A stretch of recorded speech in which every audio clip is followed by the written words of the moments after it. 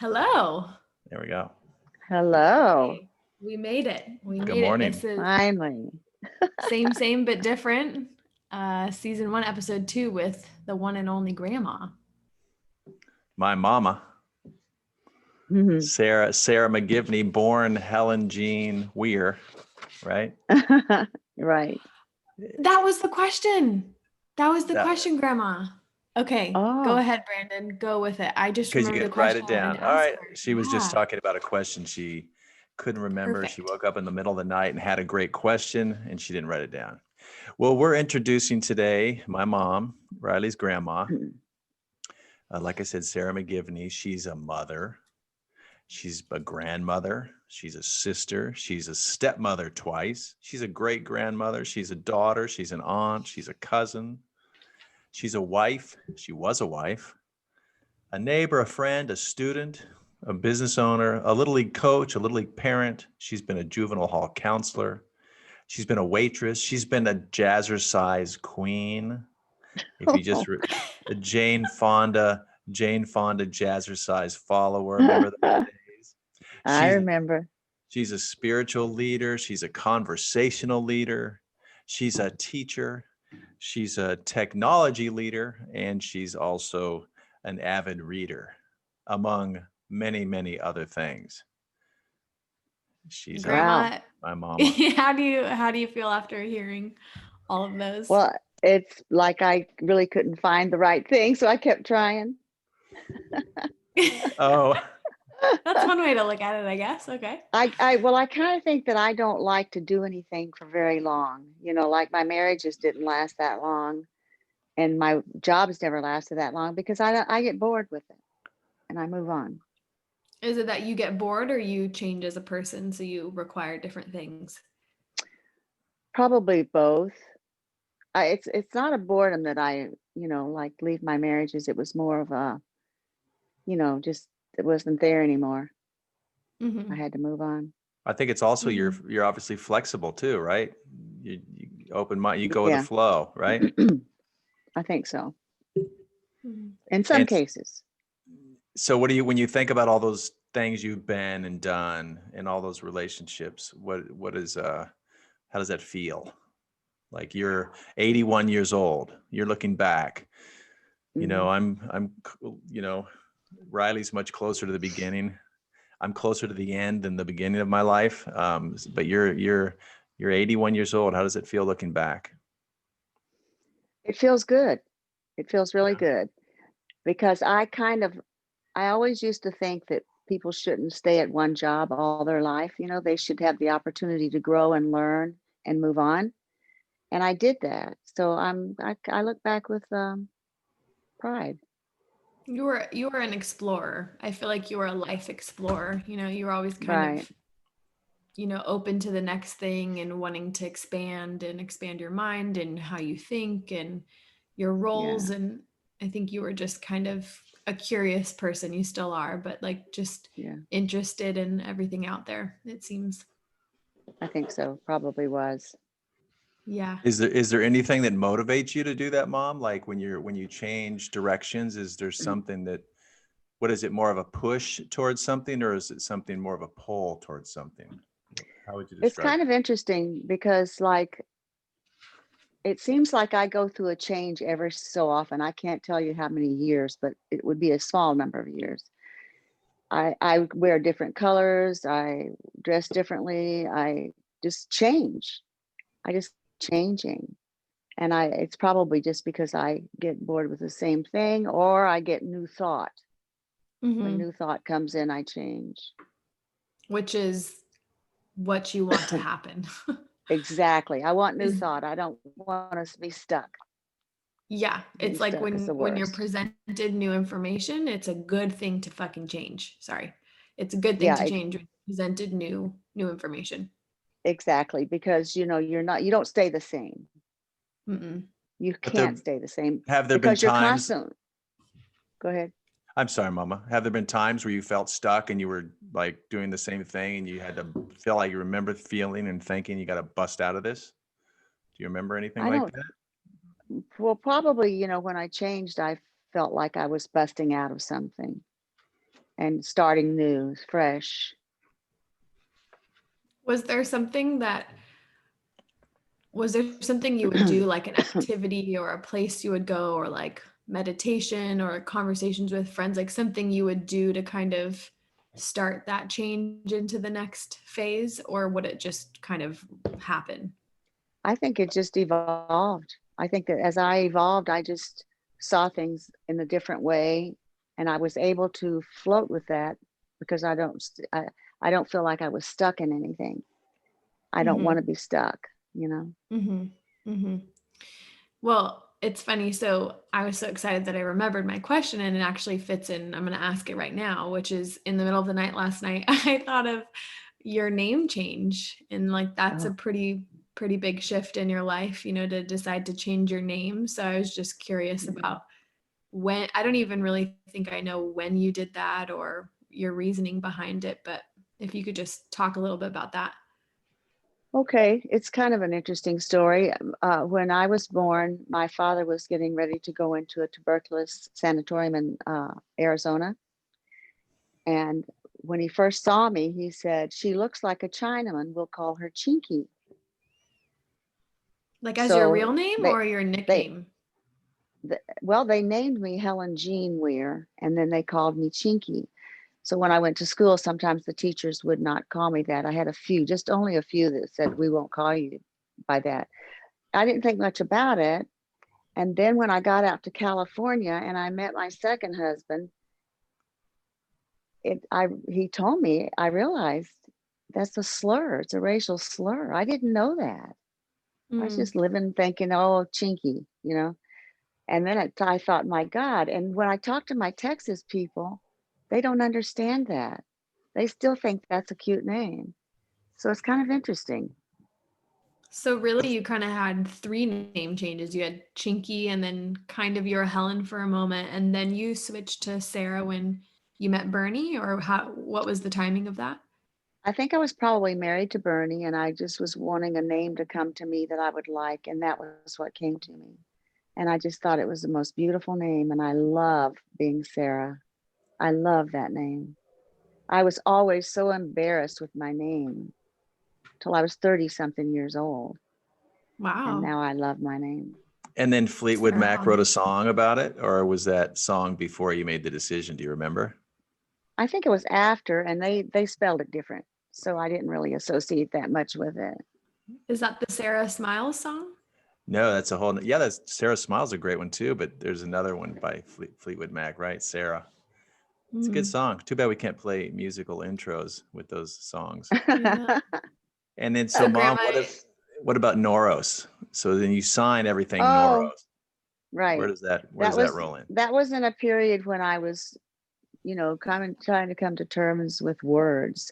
And I thought we say I love everything. I love fruit. I love sleep. Whatever. And I thought that's just not a good word anymore. So I wanted to make a word that meant that we were connected spiritually. And Noros was my word. and you I made don't that know up where it came. completely? I completely made it up. I don't know why, but I loved it. Thought it was great. You Norosed it. Yeah, and I would sign all my letters and everything Noros, and I don't do that anymore. Oh, I I thought you think it did. no, I think it kind of made me a laughing stock. What is I no what does Conoros mean? They would say. What is So and when did you come up with that? I probably in my 30s, 40s Oh, wow. in there. Because I think I've I always changed my just name in known my it. 30s. Yeah. I've always known it as your email address. Yeah. I don't know if I knew that you signed Noros. I don't know if I ever really like experienced that. I just knew it was your email, and I knew it was something, but I never knew that you made that word up and that was, your word for love. It's a better word for love to me because it doesn't it's deeper. I Hmm. like deeper things. Hmm. I love and that. and we're all connected spiritually, right? So what does that mean your spiritual beliefs are after death? What is life? I mean, those are broad questions, but what is your your sense and understanding of our place here in the cosmos, living this life? Well, I think there's probably a purpose for it. And it seems like it's just a big accident that happened, but maybe there's a purpose. But what was the question? Just our place spiritually in the world and the universe. Oh, I feel like there's something more, but we can't comprehend that. There's no way we can translate that language into ours because it's so far beyond us. But I think I'm pretty sure there's something there, but it's not like heaven or hell or anything like that. It's just a incomprehensible. Incomprehensible. There's no way we could even understand it. Mm-hmm. So did you ever pray or like kind of talk to a higher being throughout your life if you needed guidance or you were, I don't know, reaching for something? Yes, I used to pray a lot. I used to read my Bible every night when I was a teenager. I'd read a chapter in the Bible. That was my going to bed thing. And I was always praying, and I realized it didn't work. I didn't get help when I needed it. I didn't get things I prayed for. And of course, then the things that I would promise God that I wouldn't do, I did anyway. And I thought, well, what the hell's going on? Yeah. So it doesn't make sense to me. It made no sense. Did you get a sense of security when you believed in God, though? Like, you felt kind of taken care of in a way? Not really. I looked at everyone else and they all seemed so Jesus filled. And I thought something's wrong with me because I don't have that. I don't feel this spirit of that. And that's when I left the church. And I thought, I've got to go beyond this because this is insane. Mm-hmm. That's and pretty why big. would I, out of all these people, not get it? They'd be smiling and saying, oh, God loves me. Why would you get that? And I don't get that. That's not fair. Yeah. So that's when I left. So what happened when you left? Did you feel any more happiness or feel any different? I felt good because I was on a search. And I was trying to figure out what the hell this life is about. And so that's when I got into psychic stuff and the Seth books and, all that stuff. Wow. Pretty cool, Graham. I think it was cool. Do you have going back to that list I read of all your roles in life, do you have a favorite role or a favorite period in your life that stands out? I think that I would have to say when I had my children, because I'd always wanted to have babies, and I finally had you guys, and you were so cool, and that was really good. Just like when we're very young, when we're all running around under 10 years old, that kind of time, the period. Yeah. Yeah. Before you got too different. Oh yeah. Cause last time we discussed the teenager years where you were done. I was done. I was just so annoyed by everything. I thought this is fucked up. I don't get it. They're just being little asses right now. And what do I do? So I had to learn a lot.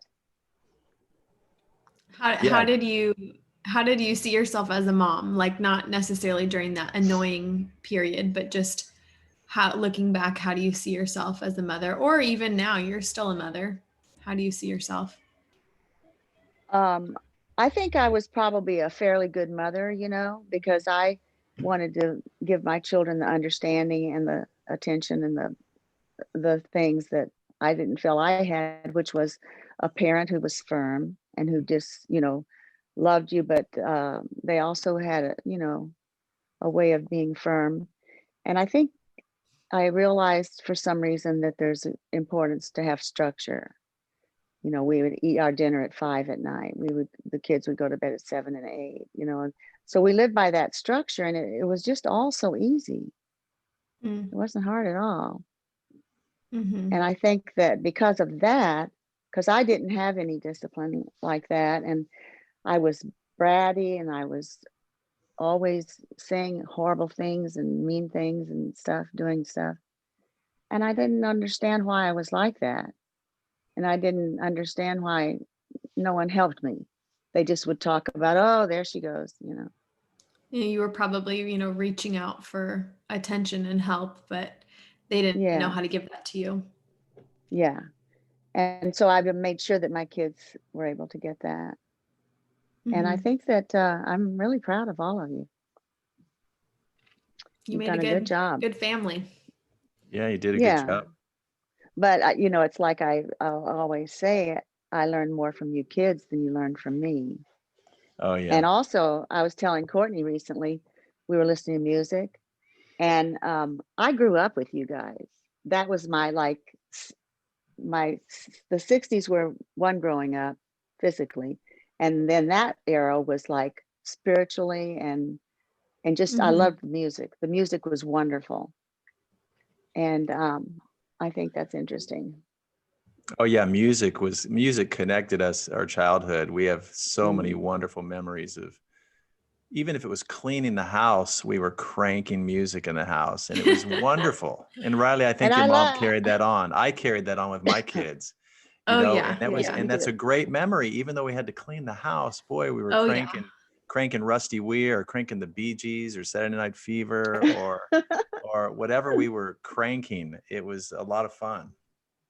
It Yeah. I was love fun, and we really had a great time growing up. I felt like I learned a lot, though. Learned so Yeah, much. that's interesting, Graham. Like you grew up with your family in some senses, Mm. but you kind of had your Second spiritual growing. renaissance like with All your right. kids, which is really, really beautiful. I love that.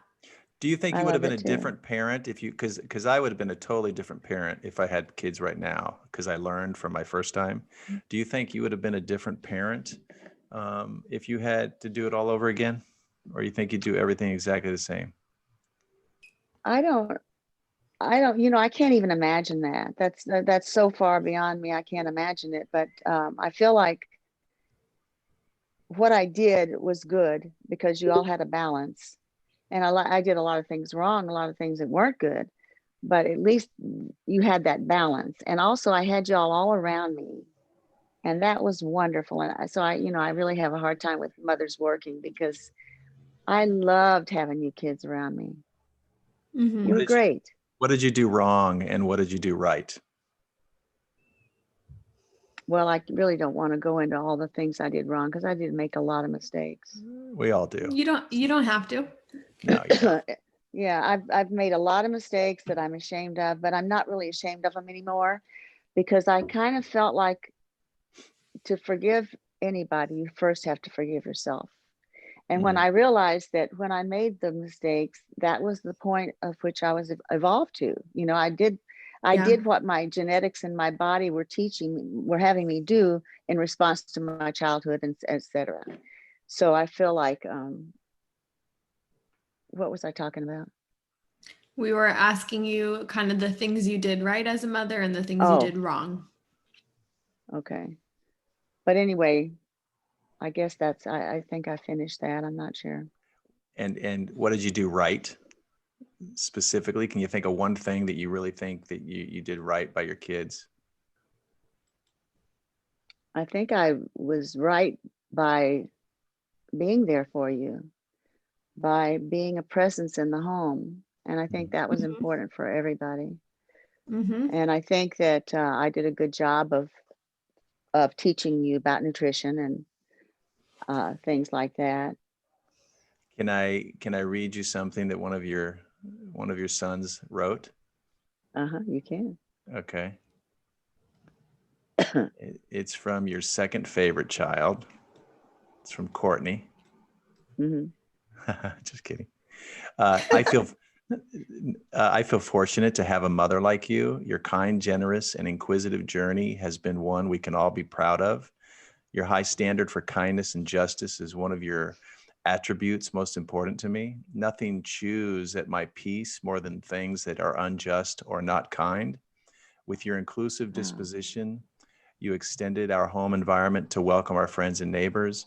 We all know that we enter your circle, it will not be to discuss the weather. Your endless search for knowledge has also set a wonderful example, always reading and questioning things that many would take on blind faith. May not be easy, but it feels right. Your faith in me has been essential in my life. Had it not been for you and your support and faith in my potential, I do not think I would have ever achieved as much in this life. I could always say, my mom thinks I can do it. I do not even recall ever a discouraging word. I think that you've been a great mom in person. I'm proud to share you with my family and friends, not to mention an awesome grandmother. And then I love this plaque that you made for Cole, yet another wonderful example. So he included a picture of this plaque that you made for Cole by hand with one of your new computers. And it says, Cole, your brown eyes are shining. Your smile is worth gold. You're in tune with the angels, so I am told. Sometimes you're quiet and sometimes you're quite loud, but no matter what you are, I'll always be proud because you're my special angel. I love you to death, and I'll be telling you that until my last breath. So you wrote that poem and everything. Wow. You wrote that? Yes. I think I was into writing for a long time, and I was doing that. That's beautiful. That is Yeah. beautiful. And you did Wow. that. It's really You did beautiful. that. That is a legacy. Yeah, I wanted to be a writer, and then I realized I didn't have the ability to write like people write. Mm. But You used to write a that was a ton. good thing. You used to I write wrote journals every every day. night, and you threw them all away, didn't you? Yep. I've thrown everything away. I don't keep anything. Kind of tragic. Damn. That's a No, bummer I for don't think us. it's tragic at all. I'm moving on. I don't have room for them. I would have liked to hold on to those. Really? I don't think so. Yeah. It would just be another thing for you to carry around. Yeah, but But some things are more worth carrying around than others. Yeah. But Because those that are was my your fortune. thoughts. Like that's your stream of consciousness. It's pretty interesting. I don't even remember writing that poem, but it's beautiful. Yeah, it's very nice. You printed it and put it on a plaque, I think. Oh my God. I have one too, Grandma. I'd like to read you. So that was Courtney's. This one is from your first child, Suzanne. She says, I am forever grateful to her for always making me look at my participation in a situation and self-evaluating. I appreciate so much she did as we grew up. Her words will always be in my heart about idolizing people, etc. I love that she kept us from acting a fool over a celebrity. I have more, but this is a start. And then later she wrote, she has always felt like she did not do a good job, but she did. She kept us humble and real. I wish she would celebrate all the good she has done, especially with her children. We are so blessed she built a foundation that will have bits and pieces of her as generations take what they need from that foundation and start their own. Well, that is beautiful. Yeah. Wow. I know. That's And so nice. I liked that idea as like of you building the foundation, and all of the generations have taken many bits and pieces from you and integrated into their life, and then that goes out into our circles and our friends and our families that we create. So it's a huge ripple effect. Mm-hmm. Yeah, I feel like we're kind of a unique family. I like the way we are. We don't dilly-dally around with small stuff. Mm-hmm. Like the weather. How's the weather there in Minnesota, by the way? Well, You showed us a picture earlier. It's white outside. It's very white and cold outside. The snow's getting dirty though. It's getting dirty? Mm-hmm. What does that mean? Like there's just like it's not fresh snow anymore, and it gets kind of like there's stuff in it. Dirt. Yeah. The dogs it's run not around. perfectly white. Oh, I see. It's not perfect, and I like perfect. Grandma, how would you describe yourself, or how do you see yourself now? Mm-hmm. Old, and continuing to get older every day, and deteriorating to a certain point, and ready to move on. And what would you say are like the if you had to use 3 words to describe yourself, what 3 words? And not just, that you're old, but like about your personality and who you are at the core. 3 words. Well, I think I have a basic kindness, which I appreciate so much. And I think I have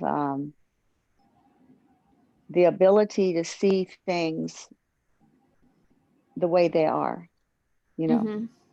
and understand that even though it's not the way I am. I may not like it, but I mean, I can abide by it because I understand we're all different. I think that's all I had to say. Kindness That's, and the ability to see things for what they are outside of yourself. And one more thing. I think one more thing is that I always seem to be 20 years ahead. I've always Mm-hmm. been 20 years ahead of my time. I remember being so terribly bothered by the way Black people were taught when I was a little girl. And my family, of course, they were, they just thought, looked down on them and everything. And I didn't understand that. It just seemed so wrong to me. And no one taught me that.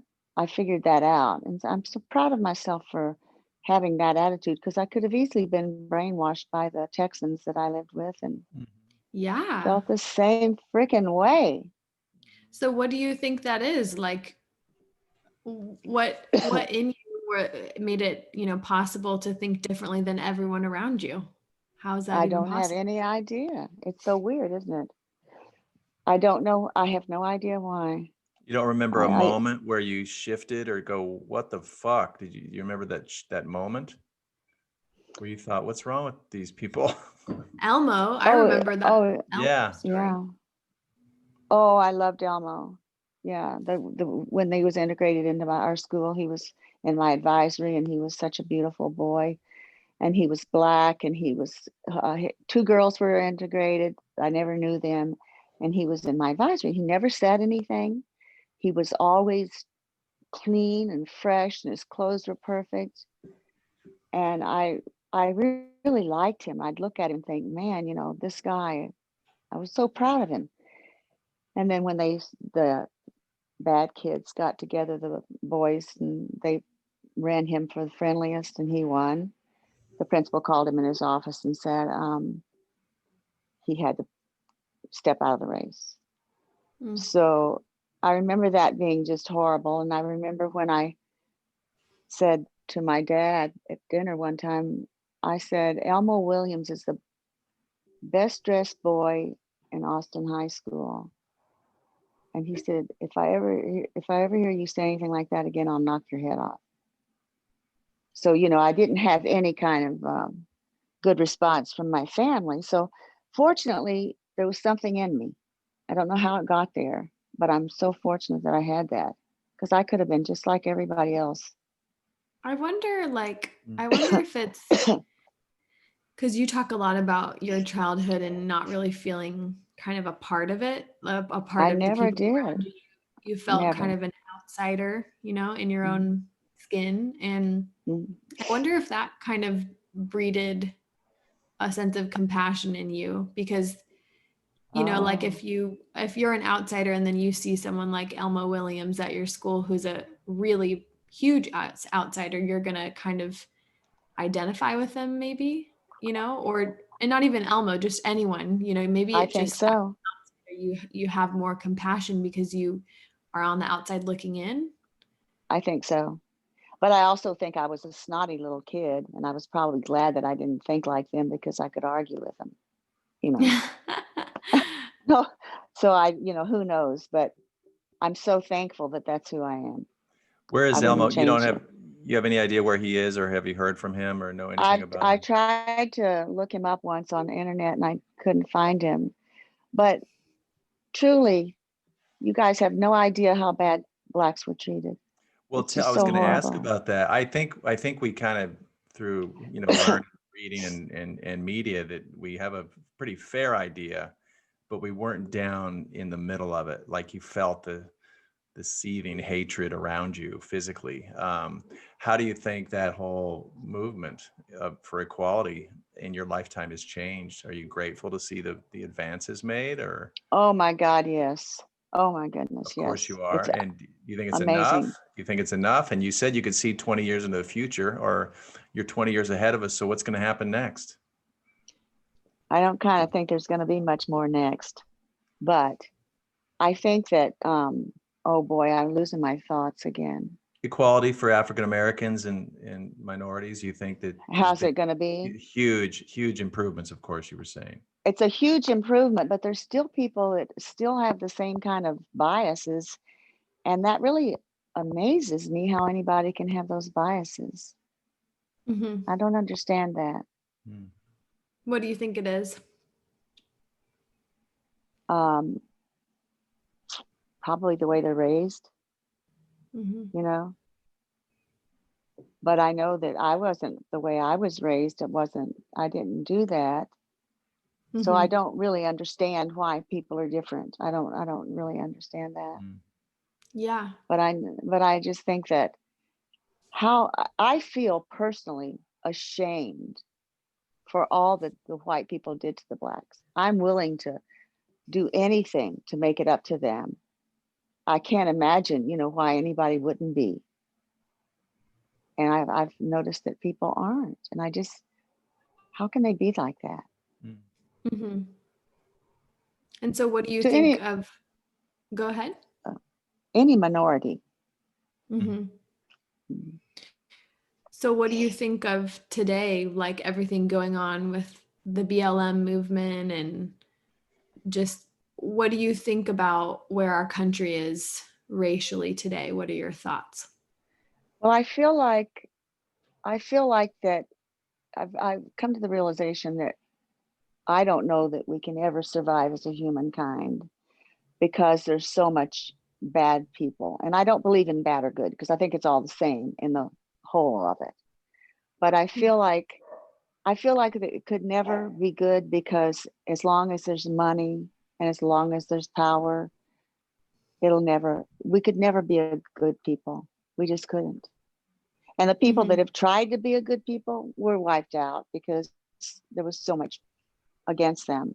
So Hmm. I just kind of don't feel like it's possible to have a balance. And then what happened at the White House this week and stuff, I loved. I loved because it really Hmm. showed people, this is what you look like. Is this what you want for your world to be like?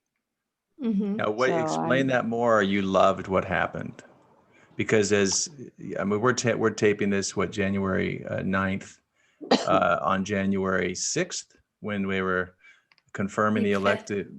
Oh, I think it sixth, was yeah. Wednesday the 6th. They were confirming the election of Joe Biden, and there was a big Trump rally, and then whenever we air this out, that's what's just happened. So the Capitol building was basically attacked for the most part. And you're saying you loved what happened because why? because it showed who Trump is.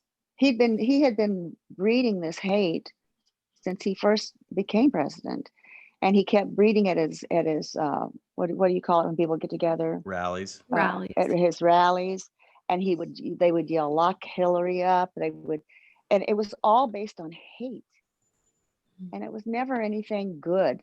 And so when I saw that people were actually seeing who their president was, I was really glad. Finally, huh? Hmm. Long time coming. Long time Hmm. coming. Hmm. Yeah, you've been screaming about that for a long time. Mm. I You, hate you injustice. I hate it. but you saw something in Donald Trump years ago that Oh that God. Yeah. that you never let go and remain to be your Mm. truth, correct? Well, if you just listen to him and look at him, you can't help but notice that he's really stupid and he's really a horrible person. He What if he was smart? I mean, I don't think he's could you smart. argue that the guy's intelligent? No. Well, how is there does so it doesn't take intelligence to like do what he did and get 70 million people to almost at his command? It That's shows not how a bad our world is. That's what it did. It brought out all the things hidden underneath the mattresses. It's all the bad stuff came out. Mm. And I think that sometimes you have to have that before you can find your goodness. So you're optimistic about the result, the result of the aftermath of what happened. You're optimistic about potential changes. I'm optimistic because there will be some change, but I'm pessimistic because I don't think people can change that much. Mm. But if you Not the look way at over the last 100 years, though, if you look at racism over the last 100 years, I mean, we have changed a lot, right? Right. So I think it kind of goes back to our last conversation that we had, of kind of the understanding of time, you know, and like how we're just so in this moment. It's hard to really understand the whole scale of 100 years, for example. But if you do look at the last 100 years, I mean, Black people and minorities and have come so far, and it does take moments like these, like, you know, storming the Capitol, maybe to make that incremental change that won't feel super huge maybe in the moment, but you know, 20 years from now, 30 years from now, we'll look back maybe at this time and see a shift maybe. Oh, I think so, definitely. I definitely think that, you know, there's a lot of people on the earth who really can live without power and money, but I don't think we can ever beat that. And I think that that we're too wound up in our mentality and our selfishness to ever become really okay. You know, I have a thought about that. Okay.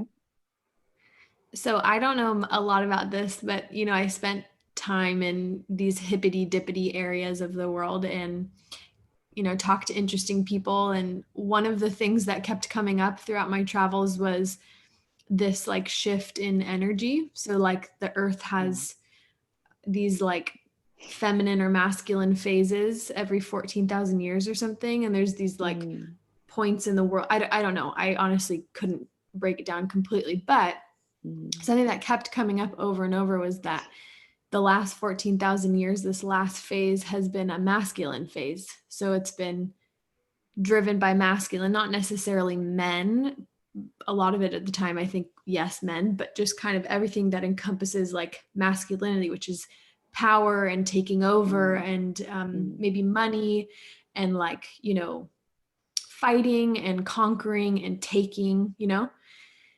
And so now they're saying that, you know, these people who believe this are saying that we're switching into the feminine. There's going to be a feminine rising, which I think we could even see today. There's women are getting more and more, finding their voices more and kind of more involved in everyday life, I would say.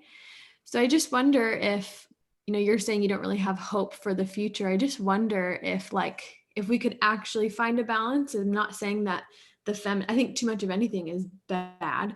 So I don't want, you know, the world to be fully just feminine. I like masculinity too, but I think maybe if there could be a balance of those two, I wonder if we could really get somewhere, because it just seems like we've been, you know, the world's history of the last 1,000 years, whatever, is just war and conquering and, you know, just like a lot of like violence. Hate. Yeah. Oh, sorry. I thought we were like cheering that on. Oh, so it's a bad thing? That's bad? Okay. I hear you. Well, Shelby talks about the end. What do you guys think? Shelby talks about the end of the patriarchy, and she's all into that. So there's a lot of talk about that. 2020, you know, are even, I think she says feminine numbers, you know, 2 and 0, I guess. Anyway, so interesting. I can't remember the details, but yeah, I've heard that from her a lot. Yeah, I don't know, Graham. I was just thinking, what do you think of that? I think that the female thing has somehow lost me because I don't approve of having someone else raise your children. I think that's if you're a mother, that you should be there for your child. And I feel like it's gotten to where the women are going to get as bad as the men because they're up in the echelons. You know, they're fighting. They're trying to maintain their power. They're trying to get there, and they're trying to get higher and higher.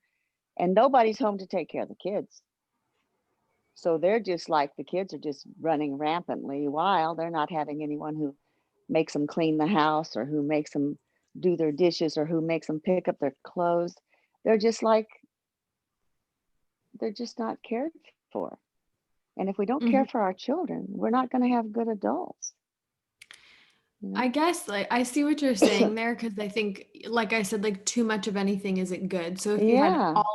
all of the women working and no women at home taking care of children, like I could see how that's a red flag in your mind. But when I say like, femininity kind of coming in and balancing out masculinity, I think it's more, I think men and women are different. And I think that's kind of a I love that. unpopular opinion, but I do love think that. there are strengths that men typically have, generally Exactly. speaking. It's not black and white, but there's things that men are typically good at, and there's things that women are typically good at. And so I think it all just goes back to knowing yourself and knowing what power you have and what areas you excel in, and then building your life around that. And for some women, I think that really could be, climbing the echelons, like you said.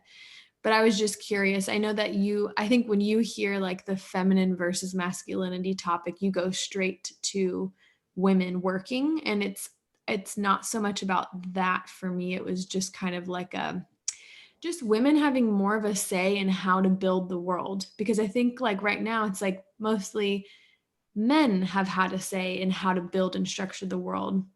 And if we had women who are, putting their 2 cents in, I think there'd be like more nurturing and maybe more like planting the right seeds and tending to those seeds. Whereas maybe men come in like retroactively and try to change things after the fact. So that's kind of the point that I was saying, and kind of where I was asking you about your Yeah, thoughts on the balance. I agree. And I do think that, I think women have always been important. I think the wives are important to the men. And I think men have been suppressed all these years. You can't cry. You can't act like a sissy. You have to be able to play ball. I hate Yeah. all that. And I Yeah. noticed that people are becoming more the same. The Mm-hmm. girls are becoming kind of butchy, and the guys are becoming kind of gay, you know? Mm-hmm. So it's kind of like nature's, I think, trying to balance us out so much. Mm-hmm. Well, Mm-hmm. And Courtney's boys don't represent the other man, Mom. So what do you mean? you said men are becoming more, what'd you say? She said gay. Women are more butchy and men are becoming more gay. Yeah. Yeah. Anyway, you really think that But way. but I totally love the male brain. I think the male brain is wonderful, and we I should do use too. it because it's Yeah. really good. They can just deal with things. Women have we've got too much of a different brain, and we kind of can't really deal with it. So I kind of see women maybe getting as bad as men when in your what you're saying. I kind of see them as climbing the ladder and just being assholes. Mm. But isn't that Well, just the struggle of living and finding balance? And, at one point you might have this nice balance between male and female, and then one takes over. It's just the kind of the way, it's just yeah. kind of the way it goes. So we're not living in a And, balanced time, though. No, and we're most not. likely we're swinging into a super feminine, like, females are going to take over, and it's going to be bad just in a different way. But Exactly. my hope is just, a balance between the two. But anyway, moving right It would be, along. well, Interesting. there's so Yeah. many nice things that are happening. I like the way you kids are waiting to have children. I like the way you live together. And, it's not considered a no-no now to know your partner before you marry him. I think that you're Mm-hmm. doing a wonderful job, but Mm-hmm. also bad stuff goes on now. Lots What of do you bad stuff. I just feel like people are just not in the areas of the world, like this area here where Courtney's boys were raised. It's a very strictly white bread area, you know. they don't have any concept of what it's like to be in a normal area. And we don't have, Normal. yeah. You, But I think that they've missed something that's very important. And that is that other side. mhm. And we need to see that, and we need to understand that, and we need to realize it's all of us. We Yeah. can't just go in our little private worlds and fly here and there and do all these weird things. Mm-hmm. Those of us who don't have a lot of money. So I guess that makes me think of another question, Brandon, I wanted to ask you, which is, what do you see as like humanity's strengths right now and humanity's kind of places of improvement or things we need to do better as a humankind? Wow. I think that I just watched David Icke. I think that's how you say his last name, Ike or Ike, the other night on a documentary. And he's from Europe, and he's been around for a long time, but he was booed and pushed away for so long. But he had this feeling that there's something that's pushing him to do certain things. And so when he set it out and showed what he had been saying for all these years, it's coming to fruition. And people are starting to listen to him and say, wow, well, this is what I was learning back in the 70s. And this is what I was able to incorporate into my children. So I think that that's a good thing, that we have people who, if people will just open their damn minds and listen and choose their own thoughts after they listen, I would like that. But I think people are so interested in being the best or the prettiest or the smartest or the most handsome or it's all about roles now. It's all about money. And I just feel like we've just really lost ourselves. I don't think it's good. Mm-hmm. So I don't see I would like to say I'd like it to change, but I've been hoping it would change for a long time. Mm-hmm. And I've been disappointed. So I hope I'm not disappointed. I hope I'm not disappointed this time. So is that like, if you could sum that up, is that kind of people there's too much ego? Oh gosh, yes. And the selfies, the way we've become addicted to the internet, we're so addicted, and that takes our mind off what's really happening in the world, because we're so addicted to our news stream, and it's all geared to us to feed us what we want to hear, because it's being done by computers. So I feel like we're lost. I don't know who's really real anymore. Yeah, what is real? I've been off social Yeah. media for like 2 months now, and it's been amazing. But even when I was on social media, I was always amazed by the fact that the social media world, it's chaotic. The national, global level there's chaos everywhere. And yet I'd go to work and I spent time with my family and I spent time with my students and I go to stores and everything's fine. I mean, there's no problems. There's nothing going on that's wrong. Interesting. But I tune in, I log in and shit's hitting the fan. Everybody's pissed, but they're not pissed when I see them face to face as I walk around Temecula. I mean, you know what I mean? With the exception of protests here and there. It's just remarkable that people are living at that social media internet level. Oh, but to live in there, that's and scary. it's being fed all the time, by the computers who know what we want. And so they're feeding whole different stories to everybody. Hatred and and fear. also, Yeah. I'm kind of shocked at the things that the teenagers are doing and the hate things they do, and how they get online and tell people they're ugly and stupid and they should die. But kids have always done that, though. It's just now it's displayed on social media. Well, I don't know that. I don't. I'm sure my kids probably had some grudges and stuff, but I don't think that they were thinking like that. I don't think they'd ever tell someone they should go kill themselves. On the flip side, though, I do see so many kids doing really beautiful things too. Like I remember it was a few years after I graduated high school. There was a lesbian couple who were elected like prom queen and queen. And Mhm. I mean, that was huge. Or Yeah. like I see, I see like kids on the internet taking Down syndrome kids to their high school prom and things like that, or including, Mhm. autistic kids in their group or whatever it is. I mean, I don't know. I guess I feel like with social media, it's a business and they want you to spend as much time as possible on their platform. And I think human minds are more, they're more interested and drawn to negativity and fear and anger, things that Mhm. incite those feelings. So I think it's like Brandon, like it's so funny what you say, like you walk outside and everything's fine, because it really is for the most part. But those platforms, they want you to stay on their platform longer. So they're feeding you things that will keep you on there, like sucking Oh, the teat absolutely. of Yeah. Yeah. fear and It's all hate, about money. Yeah. It It's is. all Yeah. It's about money. money, Yeah. money Yeah. and power. And as long Yeah. as we have money and power, we will never have peace. And Yeah. I don't know how we can get rid of all of the money and power things, because people don't grow up and think I'm going to become, powerful by lying and cheating. They grow up and someone will have them cheat a little bit and they'll do that. And then they'll cheat a little bit more and then they'll get up to the point where they've cheated. They've got lots of stuff going for them and they have to cheat more.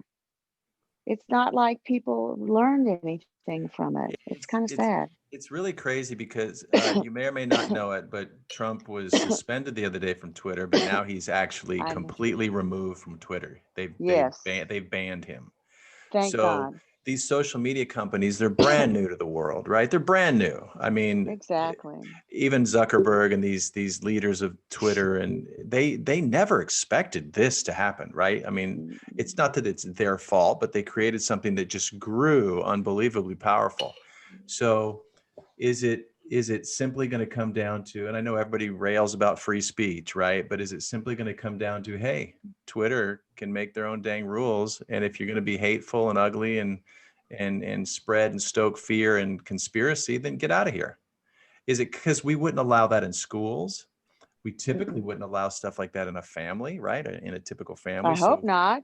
so are we going to see a day where we really start to get where some of these social media companies, and I know that's actually a fear of the conservative right, that these social media Mhm. companies will clamp down and limit free speech. But man, is that the best way to get us I, to where we'll be more I positive? don't, I do not like limiting free speech. I really don't. I don't believe in that. I think that's a super, super slippery slope to start ban. I mean, it's hard with the case of Trump because he's the president of the United States and he has real impact on a large scale. But I don't know.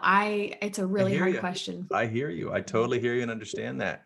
Um, but isn't that humans self-regulating, sort of? Isn't that the It's use of it, power in a positive way? it's a dichotomy, that's I mean, for how can sure. you allow just such, in schools, if somebody's saying hateful things, we shut them down because that's what should be done. We're teaching them that that's what should be done. You don't get around to talk to people like that.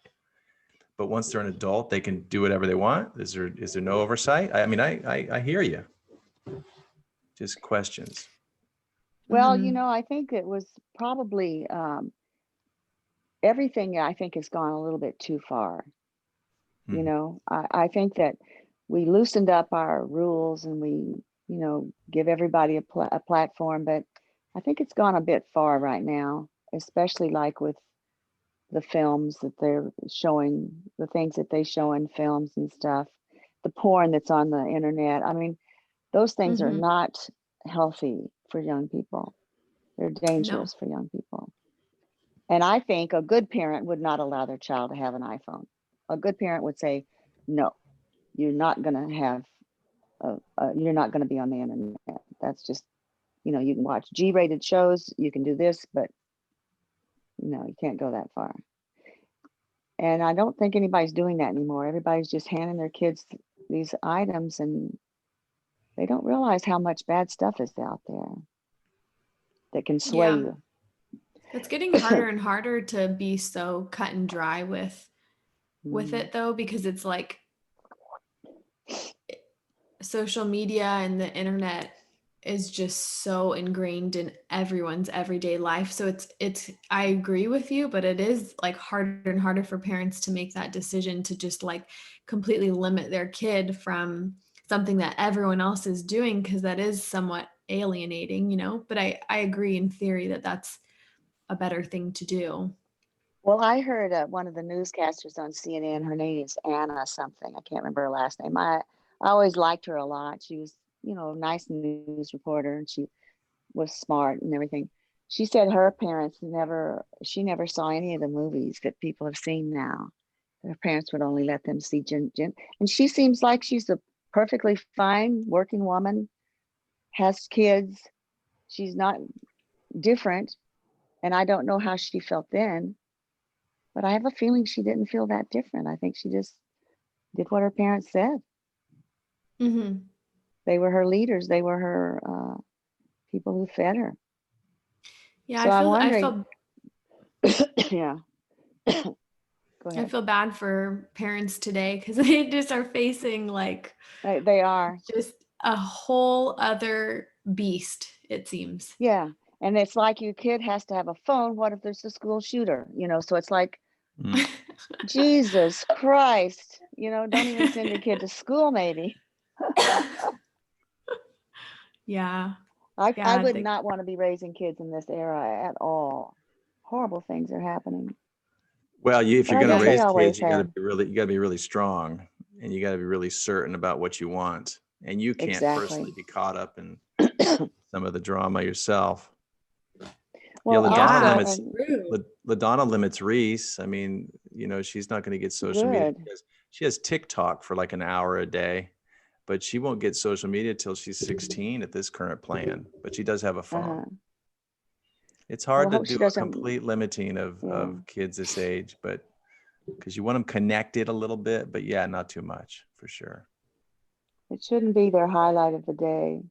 Reese likes to paint and draw and do things like that. So, she's probably balanced. But what's your But daily highlight, Mom? What's your daily highlight?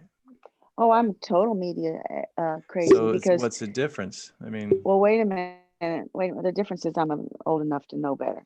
yeah. Um, when Trump became president, I never watched news before. I didn't care about the news. But when he became president, had to watch this shit show. I had to watch it. It was like, it was like, oh my God, can this be happening in America? And it kept happening over and over, and all the horrible things he was doing. And so, that attached me. I'm attached because I listen to books on that because I can't read very well anymore. And I use my media. Yeah, I use it for a lot of stuff, but I don't really go on Facebook anymore. It got too hateful. I'm too Yeah, tired of that is. people telling. Yeah, Go ahead. I get tired of people telling me, "Oh, you should, look this guy up. He says this." I just have to focus on who I'm going to listen to and who I'm not going to listen to, and it's Yeah. not that. Yeah, and if you were There's talking some. to those people in real life, face to face at the dining room table or whatever, Mm-hmm. they wouldn't be speaking like that, right? You'd probably have a very reasonable conversation Well, with because we so would many stay away people. from politics. We'd Well, no, stay you'd away even from talk politics. about politics, but you'd actually get into the nuance, you get into the details of the issue. Whereas you can't get into the details of the issue when people are posting snarky little pictures of, well, look what happens here, or look, this is what so and so said, and it just all these little snarky little quippy things. You don't relate to people like that day to day, face to face. It's become our language on the internet, huh? Yeah. So once again, if there's just human contact can provide so much more interaction and understanding that there's a connection and a lot of similarities, whereas the internet, yeah, it clearly points out the differences. It's such a limited way of communicating. Yeah. Yes. Plus, Yeah. we're so self-interested. Mhm. All the selfies that are taken and all the, people. When I was a young mother or a woman, when I was an old mother, um, I hated to have people make a movie of me. I hated to have people take pictures of me. You know, you'll see in the old films, you'll see moms going like this and hiding and walking out of the room when Yeah. dad comes out with his camera. And we were a little bit more modest then. And I think we've lost that modesty and it's become bravado. And I don't think that's healthy. From day one, Only some babies of us. smile. You got babies and young children learning how to throw a smile up all the time. They're always on Well, camera. exactly. And then they'll Yeah. say cheese. Why do Yeah. they have to say cheese? Why can't they just smile on their own, you You have know? something against cheese? I like She's cheese. vegan. Oh, well, I'm not really vegan anymore. Grandma, just going back just like a minute ago, you said something about knowing what to ignore, you know, like you had to focus on what to ignore and who you're going to listen to. And there's a really cool quote I just pulled up that you made me think of, which is actually by Rumi, which I never knew that it was by I Rumi. love Rumi. Me too. Which is the art of knowing is knowing what to ignore, which I thought was. Oh, I love that. I love that. Yeah. I need to learn that. I need to learn that. I don't do that very well. You don't know what to ignore? No, I get too mad about things. I have too much passion. And I wish I could just be like calm and cool. Is that because you're listening to people that are inciting you? Because let's face it, even CNN will talk about stuff. Oh, I know. I hate really that. is effective. I mean, it's really affecting. I mean, it's like, whoa, seriously? And everybody gets very intense about that's happening, you know, and both sides do it. So, well, you're just being provoked. It's too bad. I think that's just horrible, but I have to watch this Trump thing. I know you have to. I can't not watch it. It's too. He's this is trending. This is the biggest historical period in my lifetime. Yeah. The other one was the hippies, and I was busy raising babies, so I really didn't get into that movement at all. But now I'm thinking, wow, this is a big deal. Our country's changing. Like Trump and the race riots and COVID all wrapped into one time period. It's like it's the big whammy. Yes. Wow. You think somebody's trying to tell us something? And like all the natural disasters that have been happening lately, it's like, what? I think we're on the edge. I'm gonna run to the bathroom. Excuse me. Okay. I think we're on the edge. We could do that.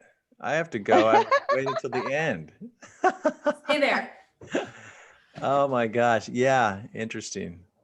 That was such a sweet thing for you to read Courtney's letter and Cole's poem. I didn't know he had that.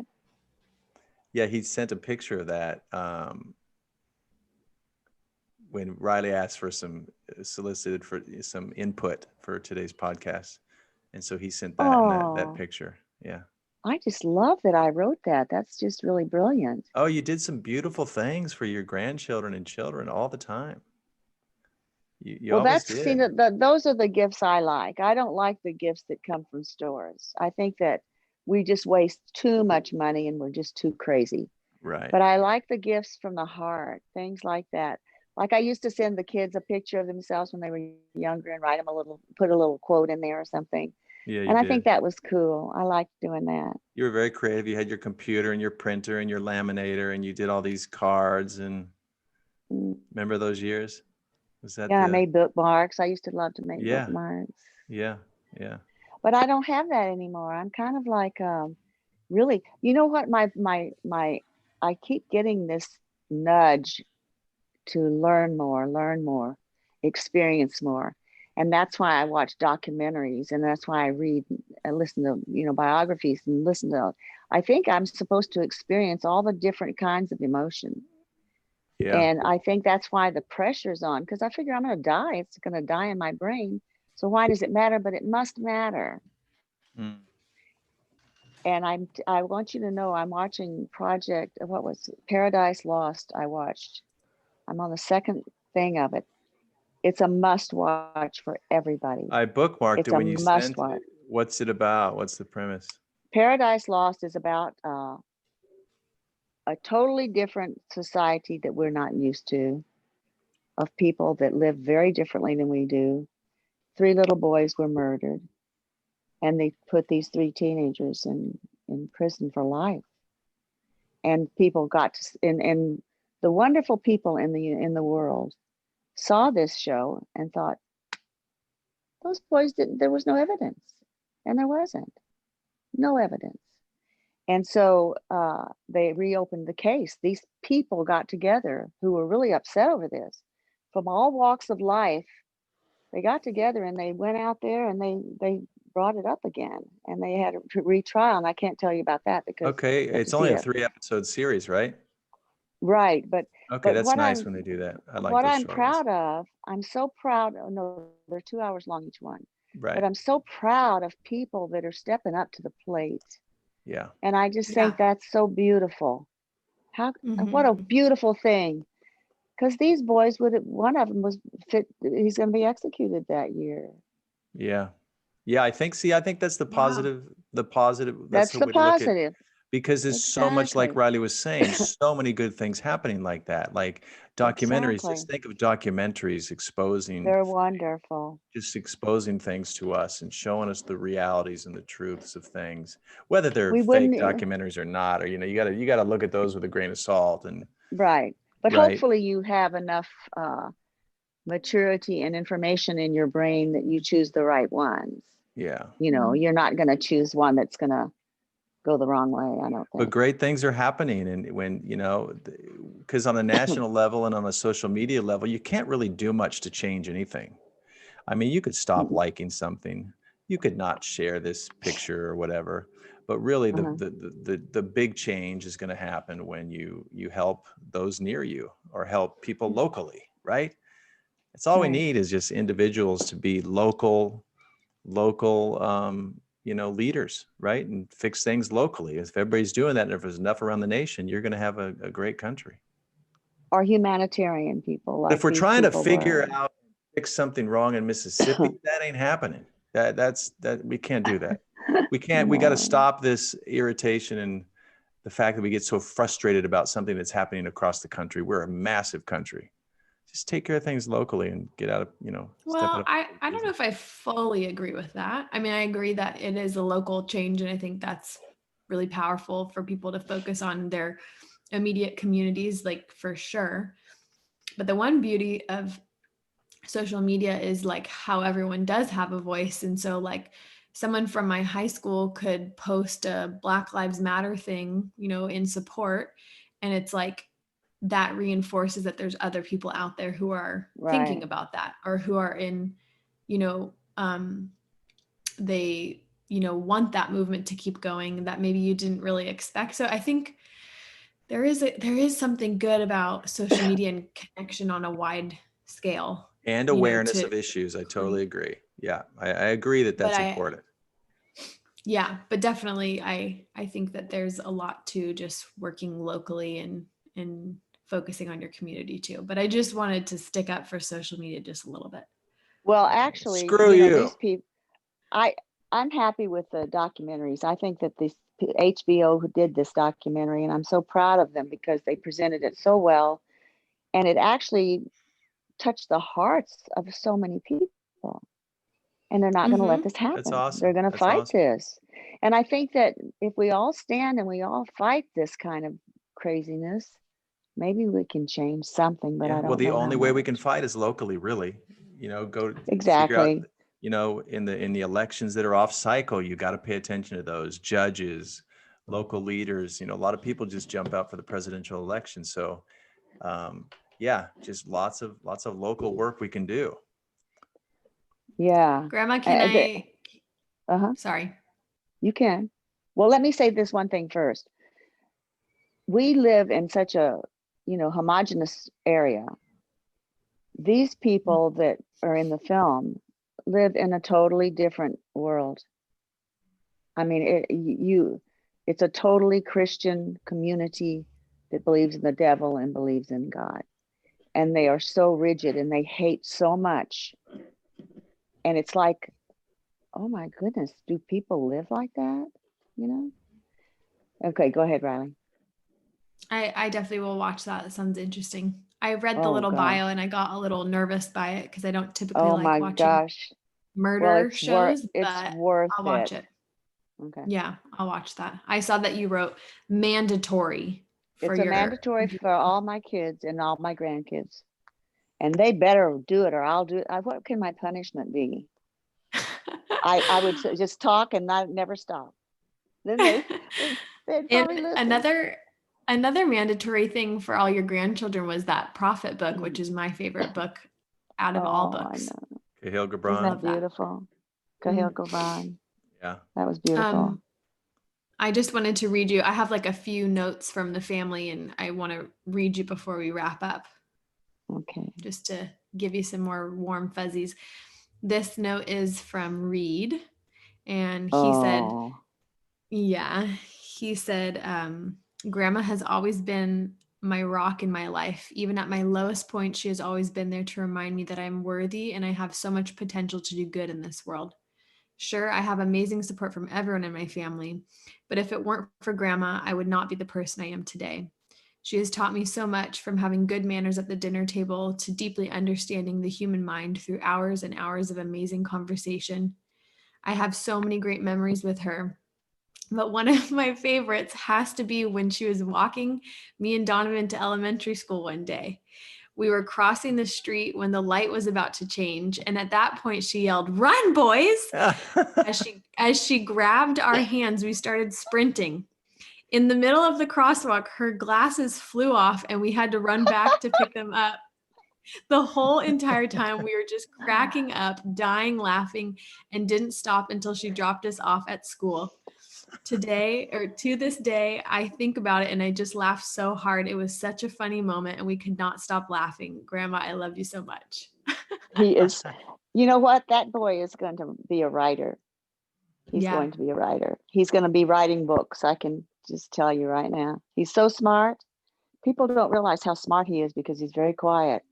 Yeah. He's got Yeah. a super high smartness. That's awesome. Yeah. He used to, you and Reed used to have those cute grandma and grandson dates at your apartment in La Mesa, remember? We Like no.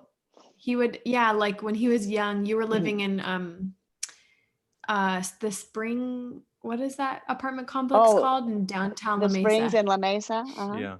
Yeah, and he would come spend the night with you, just you and him, and you guys would, have conversations, and he just loved going to your house as a little boy. I love Do you remember talking that? with him.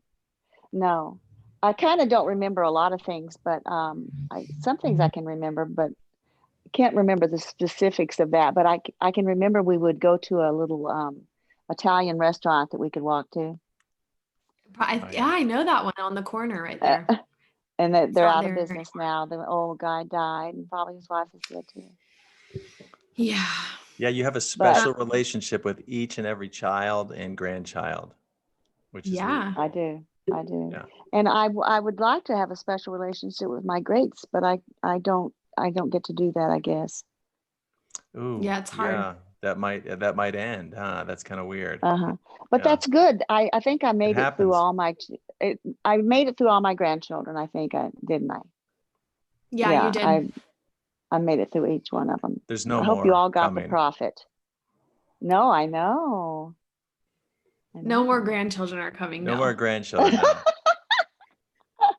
I don't think that's physically, well, maybe Laurel can have a baby. Physiologically possible. Yeah, I don't think so. Okay, I have a few more grandma that I like to read you. Okay.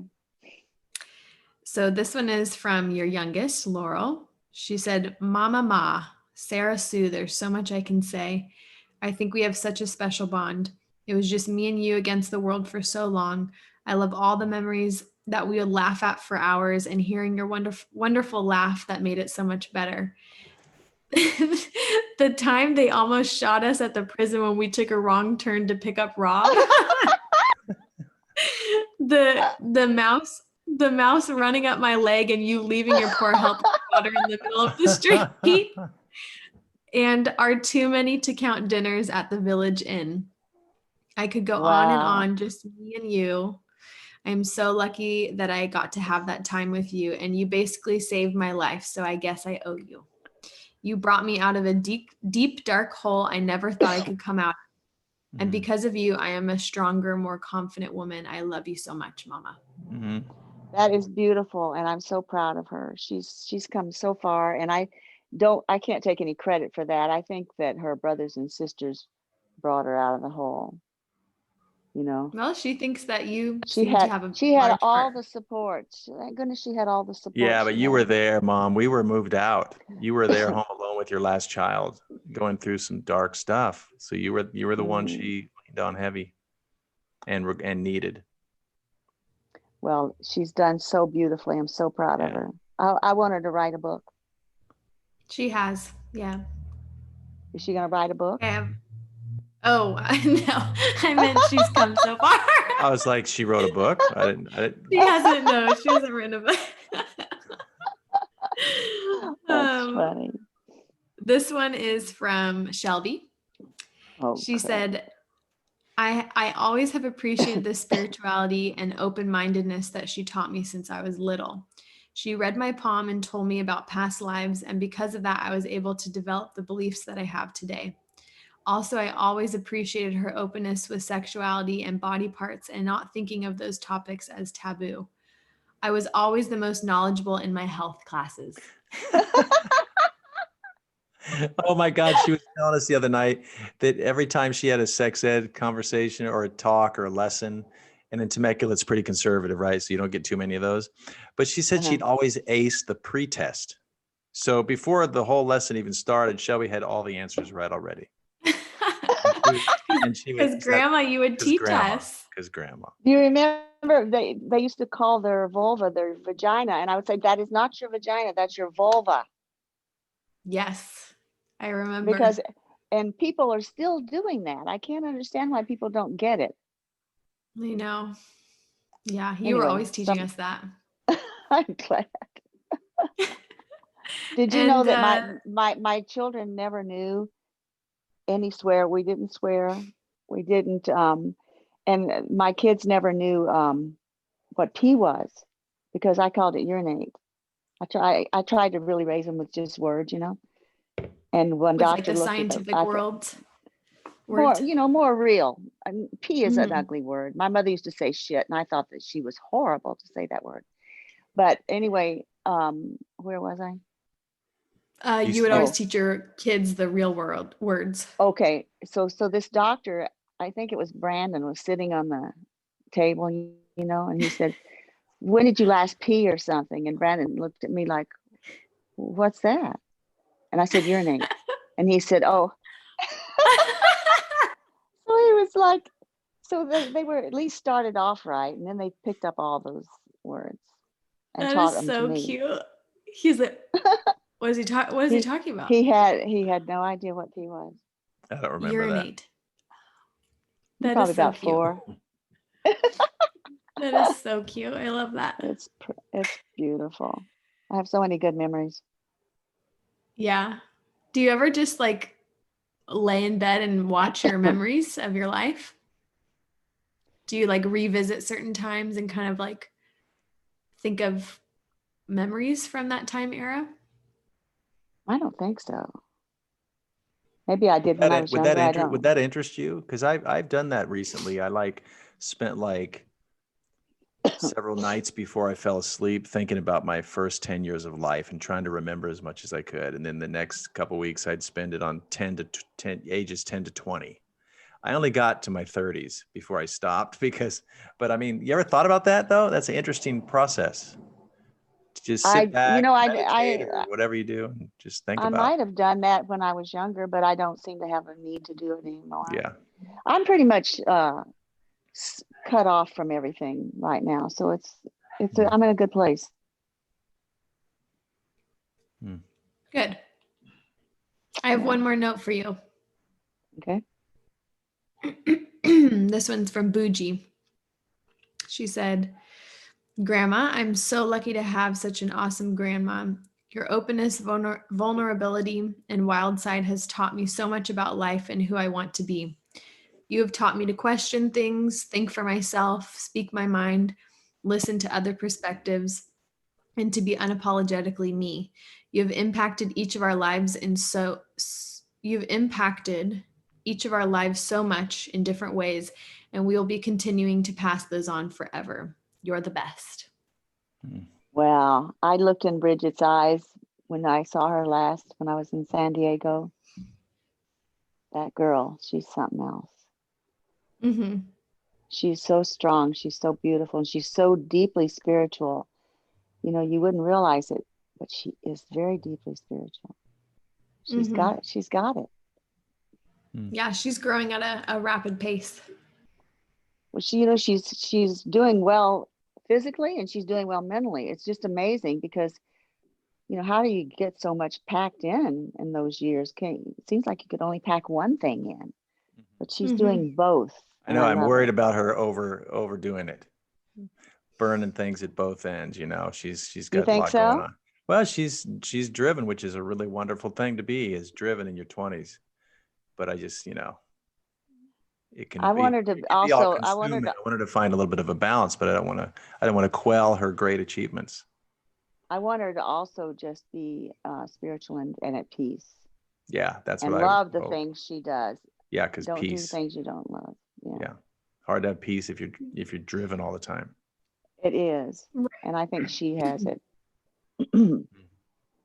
Yeah, it's nice to balance like drive, but then also contentment and just calming down too. Not always like driving Exactly. constantly. But that took 40, 50 years for me to figure out though. So maybe it's just the nature. Well, I think young people are figuring that out sooner. I think your generation is much better. You're right. Oh my God, they're so much faster.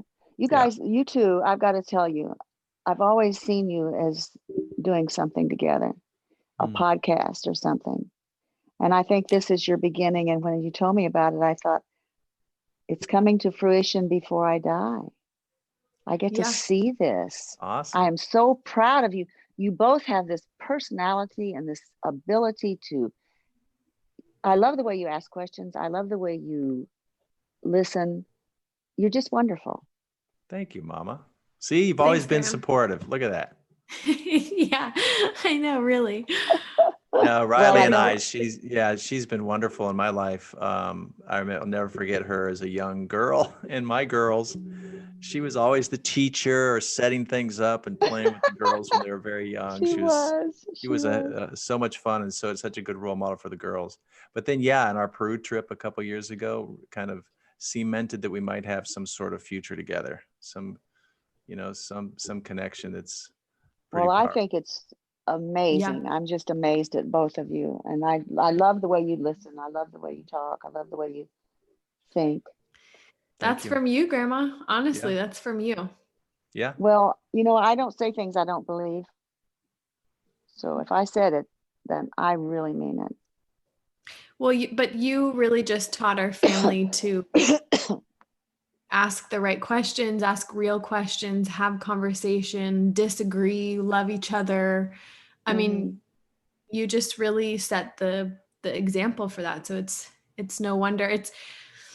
As you guys were talking about me and Brandon and like our future and stuff, I just remember the turning point for knowing that me and Brandon had something cool was we were in Minnesota and we were all at the cabin and we all went out on the boat. And I can't remember if it was before or after that crazy boat party that we all had where we were drinking and like going wild. But it was, we weren't drunk when this happened. But we were sitting on the boat and I had like not decided where I was going after Minnesota. I knew I was going to a different country, but I didn't know really where that was going to be. And so I think that day I had been like, I'm going to go to Peru. And I just casually asked Brandon, I just looked at him. He had sunglasses on. Just like, like you can come, like you should come with me. And he like took his sunglasses off and then he was like, okay, yeah. And he was like, oh my God, yeah, I think I'll do that. Or at least he was, I'll really consider that. That sounds like something I want to do. And I was just like, what the hell? Like, I did not expect that. So you didn't really want me to go? It was just being polite. You were just being polite. I wanted you to go. I did not think that because typically you are kind of like a worrier and you'd be like, well, I don't know, Exactly. But he took Exactly. his sunglasses off and he was like, okay, yeah, because I was in I'm a into rough place and I was ready for something to change things up. And that was And it just what the did. doctor It ordered. really. Yeah. Okay, Yeah. so where did that all come from? Why I just said that. Where did that evolve from? I mean, why did you think to ask him that? Why? It's just kind of things just evolve and come out of your mouth, don't they? I don't I know that think we have that much control over it.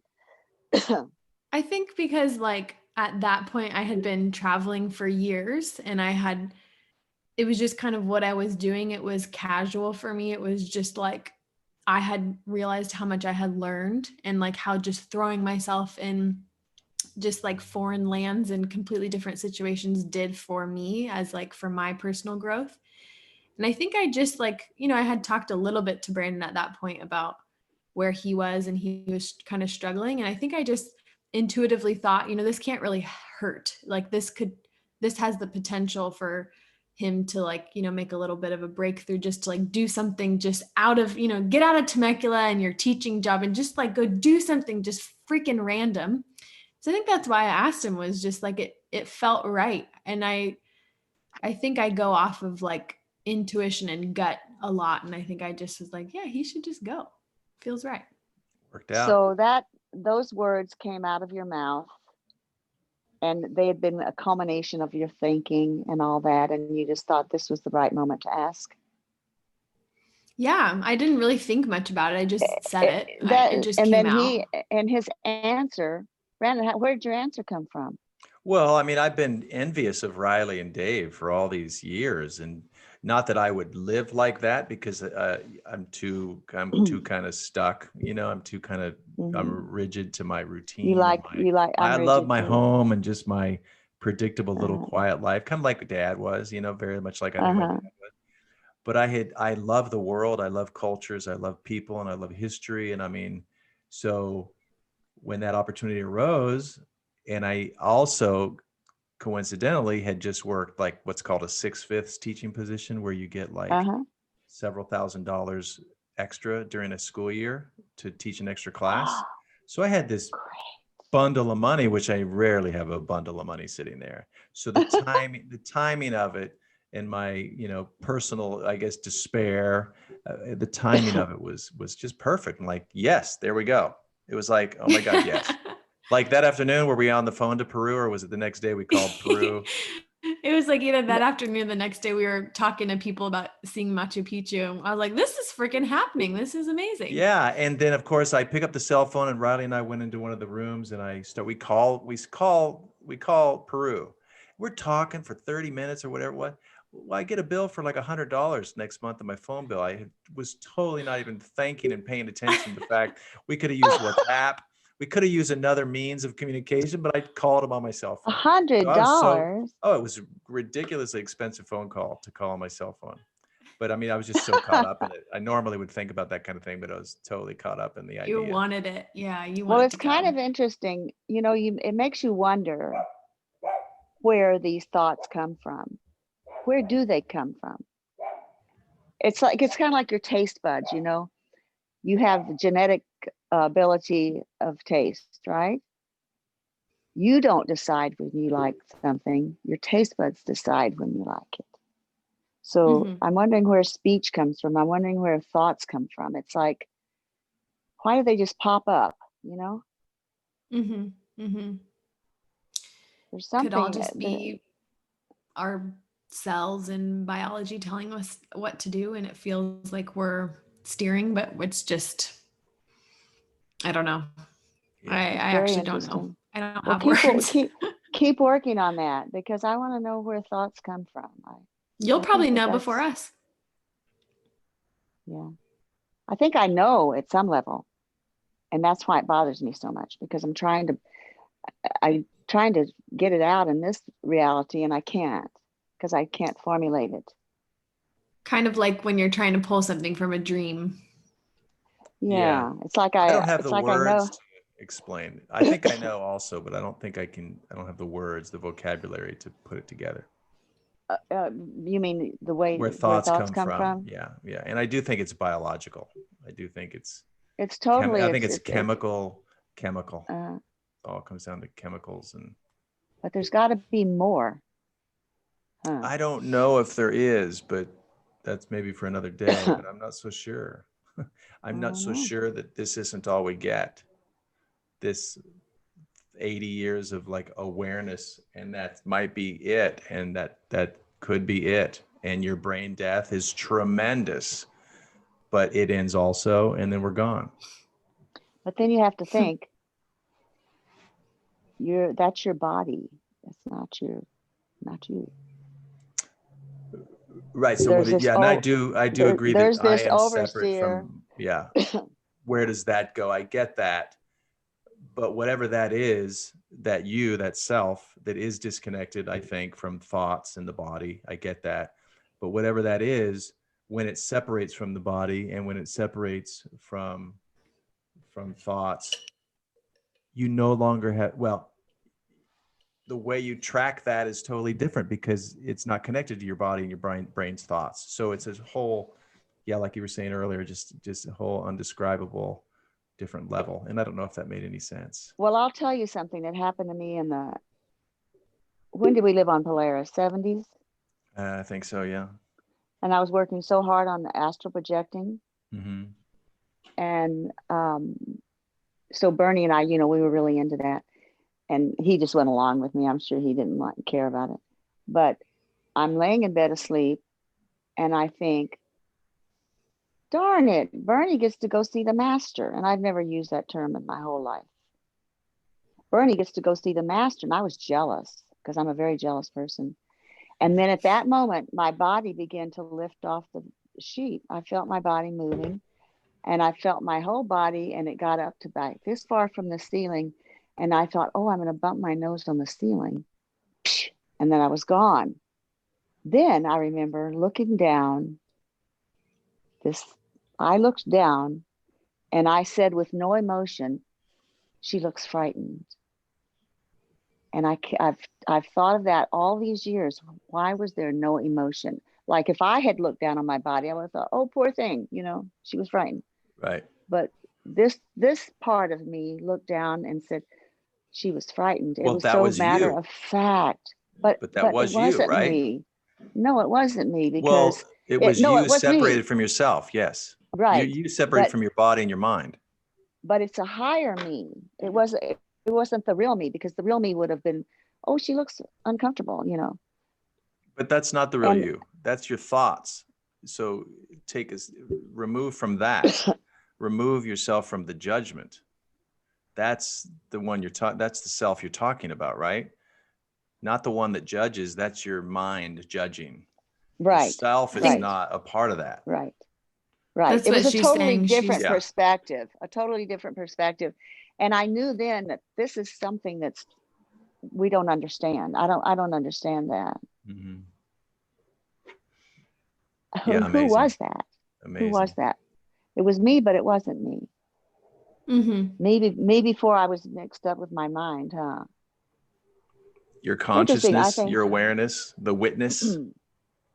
Very interesting. Mm-hmm. You guys should try to astral project. I was just gonna say, like, I've heard of it a fair amount, but I've never tried to do that. I've tried to lucid dream, but I never tried to leave my body. But maybe I should. Well, just look into relax, that. lay on your back, relax, and just tell yourself you're going to astral project. Is that all you do? Let's see. That's what believe me, it didn't work half the time, or more than half the time. But I did astral project a few times in all those times that I tried for a long time. Did you leave the room like that your body was in, or was it always you stayed right above your body? Well, now that was a unique one. The other ones I had were more like I might be out of my body and I might see something like a book cabinet or something, but I don't know where I was or what I was doing, and it didn't have any information for me. Maybe I was thinking that those were the books of life or something. But that's the only time I got that kind of, no, I did leave my body another time. And that's when I was told that I could not come back with the information because it couldn't translate. Yeah. And then I thought, oh, but I did get to come back with what? I got to come back with a thing of it doesn't translate. Oh. And so I'm glad I got to remember that one thing. Yeah, it can't translate. Yeah. If it's Yeah. incomprehensible, it can't. Well, it's a different language. I thought you were going to say that when they told you to shake hands like this. Oh, that time? I forgot about that. I tell people I love, hey, my grandma saw that happen one time. And if there's ever a time when aliens come or, something, just shake their hands like this. I don't know why, but just, I love you and I want you to be safe. So just do this, just in case. Well, that was another time I was out of body, and I knew that the men were coming in. I knew the people were coming in, and they all had suits on. And they all stood around my bed. And I knew I hadn't been asleep because I had just gotten in bed. And I thought, this is really interesting, And then I didn't know anything until they said, the next time we meet, we'll shake hands like this. That's scary. And a bunch of men then suits. I even woke up, and thought, I didn't really think about it. A couple of days later, I started thinking, and I thought, I remember they said the suits were coming in. I remember I wasn't asleep. I know I wasn't asleep. So it's kind of like, wow, that was cool. Wow. But I didn't realize it for a few days. Well, Grammy, I want to ask you, Brandon, do you have any other questions before I ask a final question? No, ask the final question. That's fine. Okay, Graham, this was awesome. I feel like this has been a good one. Oh, good. So I guess the final question would be,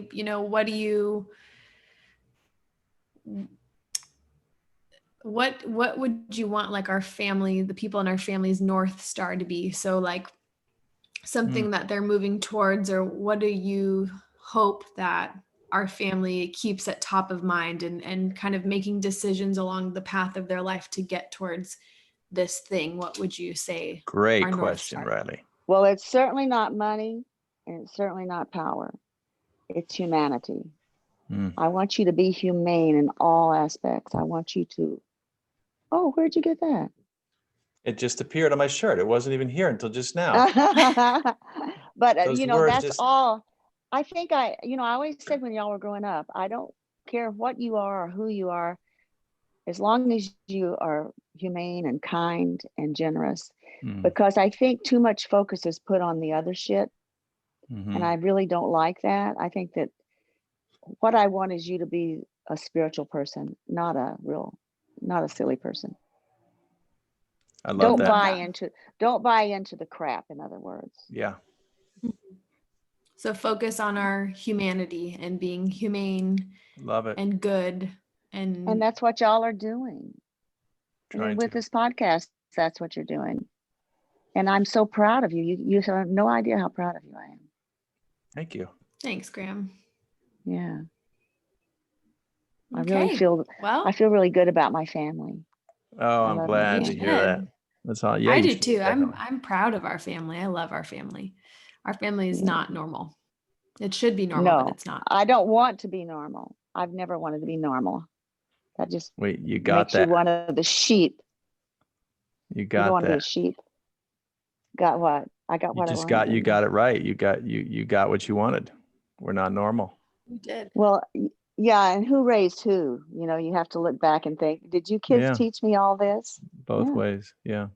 Everyone was meshing, your favorite word. Everyone was meshing. We were all, I know. And it was a really great Christmas mesh we had. I thought, I was just amazed when I looked in people's eyes.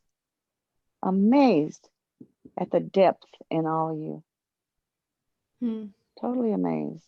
Blown away. I hope we get to do that in, January, in like 6 months for Cole's wedding. We can all gaze in each other's eyes. I really hope that can happen, that we can all just be together physically, all of us. That's my wish for the year, honestly. Let's hope it happens. Yeah. Well, you have to make it happen. Well, I mean, Yeah. it will happen if there's not COVID restrictions because we're all committed. Oh, It's the COVID limitations that we're talking about mostly. But you're right. well, It's up to people, us. And I think that we'll, after you're gone, Mom, I think we'll always continue to get together in your and name and memory and with you don't ever be present. sad about me being gone because I'll be so happy. And we'll laugh so much. I don't, the yeah, things you did we and will. I'm talk gonna, about. I, We'll have I have no fear of death. I'm totally happy to die. And the only thing I'm scared of is suffering. So don't let me suffer. Just give me a shot of what's that drug? I've never had it. I don't know. Do you have any? I don't know. No, I don't. But you give me something that'll kill me right away because I don't want to suffer. No, I hear Okay. you. And I We know don't, that. I don't trust Courtney to kill me. Well, Courtney will help you with medicine, won't he? To get pain. Like if you're really in a miserable place, hopefully Courtney will inject you with something. Well, I sure as hell hope so because I don't see anything wrong with assisted suicide. Yeah. I think that'll be the thing in 20 years. That's going to be happening. Yeah. I hope so too. I think that's dignified dying would be great. Why would we want to get old? You get old, you get blind, you get deaf, you can't follow the conversation. Well, everybody wants to get old. That's a goal in life, I think, to grow old. But I think everybody has their point where they're ready to check out, maybe. So yeah, and they should be let able to everybody say, have that this is choice. it. Yeah. Yeah. Exactly. Yeah. Awesome. Well, guys, it was wonderful. Thank I you, love Mama. you. You're so Same, precious. I but love different. you. Thank you for being a part of our podcast. I love same Episode but different. 2. Episode Love 2. you, Grandma. Next episode is Are you going to show the first episode? Well, Not Rilee and in I this were alone in the series. first episode. Oh, okay. So, but the other one we did is scrubbed. That'll We'll- be we'll probably just put it on the YouTube channel because there's a good conversation to just It remember. might be a good thing to have, like, just because so you can remember some things that we we're didn't not go going to throw over. it away. Oh yeah, we loved it. No, we wouldn't throw it away. But this felt like the conversation fit more into what we're trying to achieve, and this felt really right. So thank you, Graham. I'm passing the flag to you guys. Thank you, Mama. Okay, love you. ya. Bye. I'm going over the finish line right now. Okay, don't log off, but I'm going to stop the recording. Bye, everybody. Okay, bye, honey. Yeah, see you next time.